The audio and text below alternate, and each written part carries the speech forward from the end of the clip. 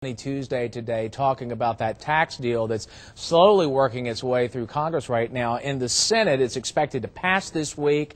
The House, a different story. Stewart Welch is a financial planner. He joins us every Tuesday here on Good Day, Alabama. It's good to see you. Good morning, Rick. Last week we talked about the deal that was being brokered, that was the compromise that was thrown out there. It's not a done deal yet. I mean, it has not passed, although Steny Hoyer in the House says he believes some version of it will pass through.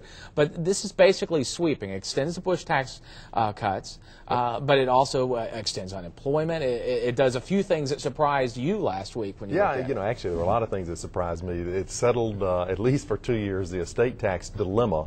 They've raised the estate tax exemption to $5 million, which effectively eliminates estate taxes for the vast majority of Americans. So it's a great thing. The law that would have come into effect would have actually captured millions of Americans from a state tax perspective. So that's great.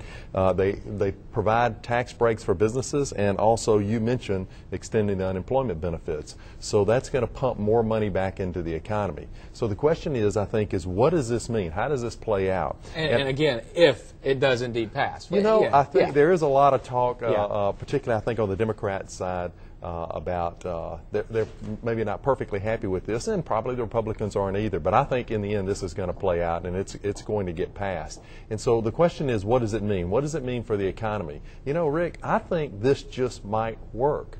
And what does it mean for the stock market? The stock market has been driven by fear and pessimism, and I think what this does is provide hope and optimism. So my expectations for the market for the next 12 months are very, very good. I think the economy is going to begin to perk up, and then what does it mean for you, the viewers out there?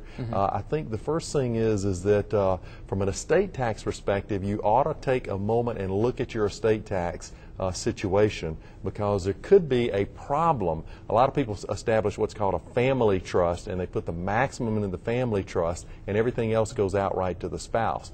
With the raising of the exemption, all of the money may end up in trust and none going outright to the spouse. So that would be the first thing. And then I think the second thing from the consumer perspective is review your investments. Now might be a great time to begin to lean your portfolio more towards stocks and away from bonds. And you know, also the other thing that you talked about last week is it puts a lot more money in pockets if it passes through with that 1 year break on the payroll tax as well. Oh, that's right, the payroll tax. Thank you for remembering that. That's what I'm here for. Well, you know, that's actually a big number. That can be $1,000 to $2,000 for a lot of families, and again, that's just going to pump more money into the economy. We're very optimistic.